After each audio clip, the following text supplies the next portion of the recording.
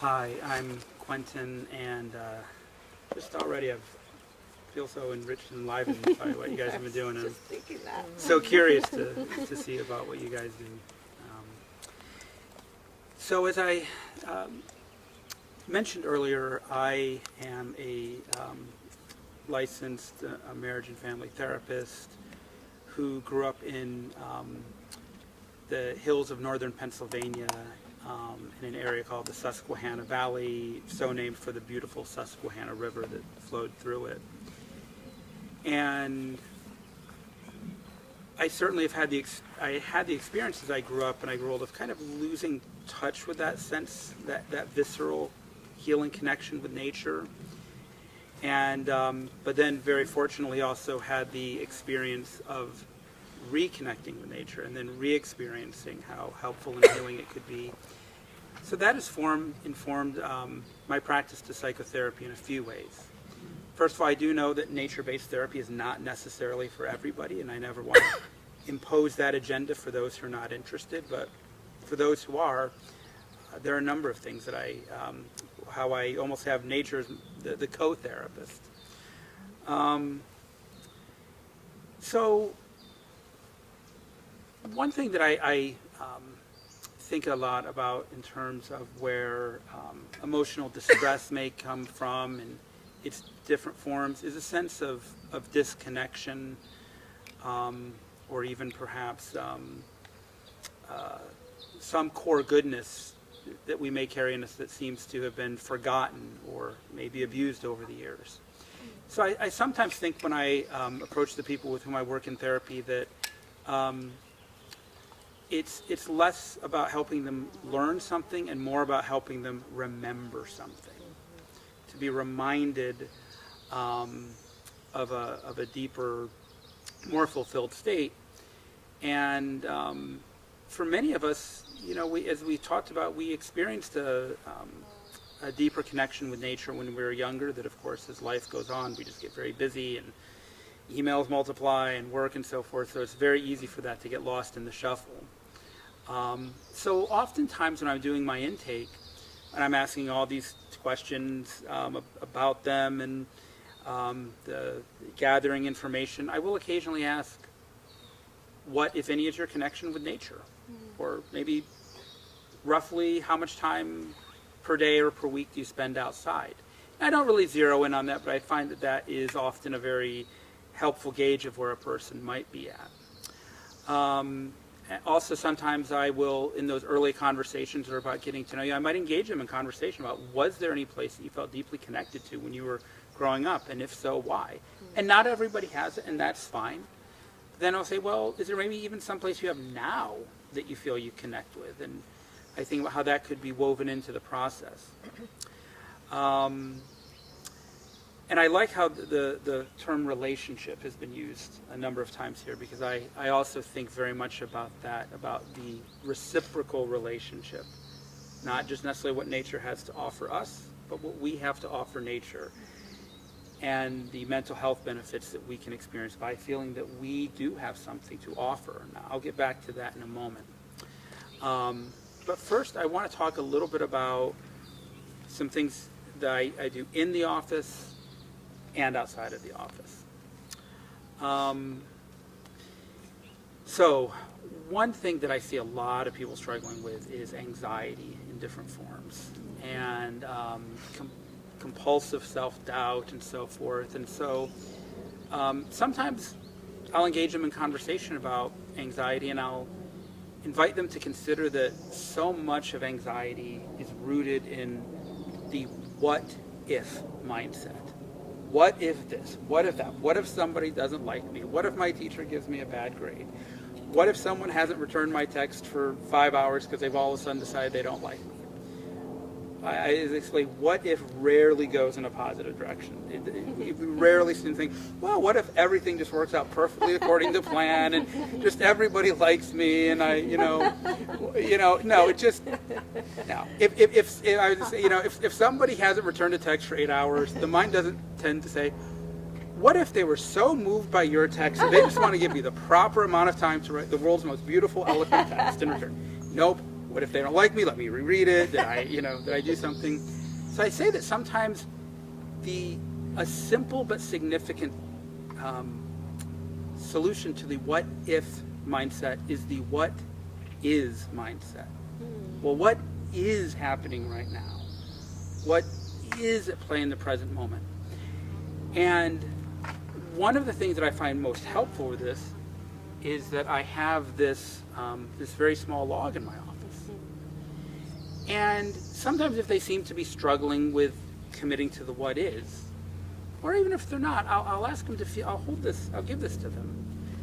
And I'll say, just feel the texture of it. Just really really look at it. Take note of the details. Say, let's just do this for about a minute.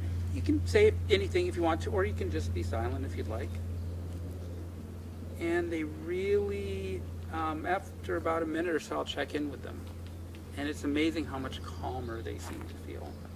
I'll say, thank you for being receptive to that. Now I'm going to invite you to consider this possibility. If you're feeling this much calmer just sitting here in my office having felt this, just imagine if you were out in the forest and had your hand against the bark of a tree. Or maybe you were outside and you were really feeling the blades of grass beneath your feet or between your fingers.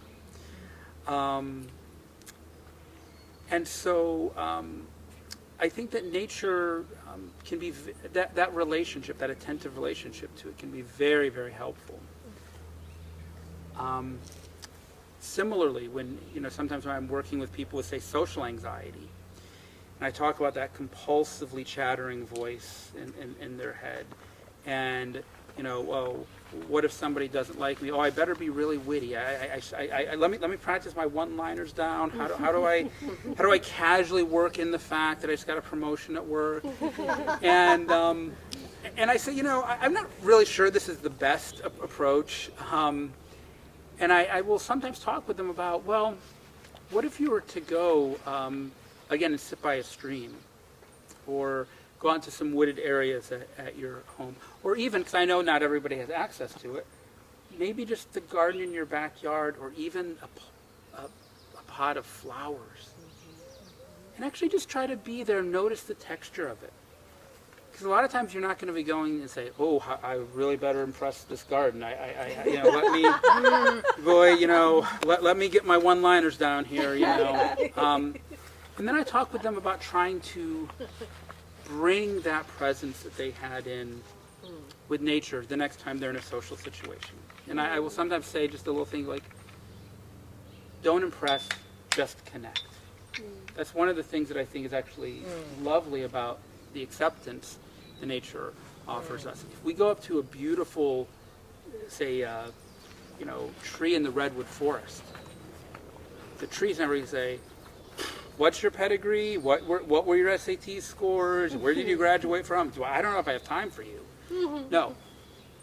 Nature has time for us. Yes. But if we bring our attention to it, our focus and our attentiveness, then I think we experience a much greater sense of calm. And then occasionally one of my clients will ask a very good point. They'll say, yeah, but a tree can't turn you down for a date. Fair enough. But if we bring that sense of, attentiveness, just trying to connect, not trying to get something or gain something, I think that can really make our human interactions a lot calmer, a lot more genuine, and a lot more authentic. So that's just one little snapshot of some things that can be done in the office. Sometimes, however, I'm very fortunate enough to work with people outside of the office. And so I happen to, when I say outside of the office, I tend to take them to a very lush green area of Topanga Canyon. I don't take them to the Bonds parking lot, which is outside, but it's a very different feeling. So as we walk through, I'll tell them that whenever they see some place that really calls to them, or they have some extra curiosity about some place that just somehow or other captures their attention, say, just tell me, and then we'll go down, we'll sit there, or we'll sit down for a while and have a conversation there. And when we do, I will listen to whatever was on their mind, and whatever difficulties they might be having at work, or financial struggles, whatever the case may be. But then I'll say, I'm just curious, what was it about this place that drew you to it? And it's really interesting to receive the answers. And then I'll just say simply something along the lines of, and if this is what drew you to the place, how do you think the place felt that this was where you chose to really talk about what's on your mind, what's really, or what's in your heart? And part of why I do this is I'm trying to affirm their intuitive sense of what speaks to them, what matters to them. That there was a reason that they were drawn to this. And if they can't specify, if they can't articulate it, I say, that's absolutely fine. What matters is that you were true to it. You didn't say, well, I kind of want to go to that place, but I don't know if that place is going to like me, or, or maybe my therapist won't like that place, but that they were true to themselves. I think this sense of being more just deeply connected to our authentic self is very important. I think nature has a really big role to play in that. Another thing that I will do sometimes when we're outside, and that I will suggest that they can do on their own in between sessions, is find a tree that speaks to them, or calls them, or that just looks cool, whatever the case is. And then I will actually have them sit down on the ground and lean their back up against the tree. And I'll let them know we can talk as much or as little as you'd like. But I really want you to take some time feeling what it's like having that tree against your back, and what it's like having your back against the tree. That there is, again, there's a relationship going on here. And one of the things that I will talk about is, a deeper connection with nature won't solve all of our problems. In fact, it may not solve any of our problems. But it can almost always make us carry our problems just with a little bit more groundedness.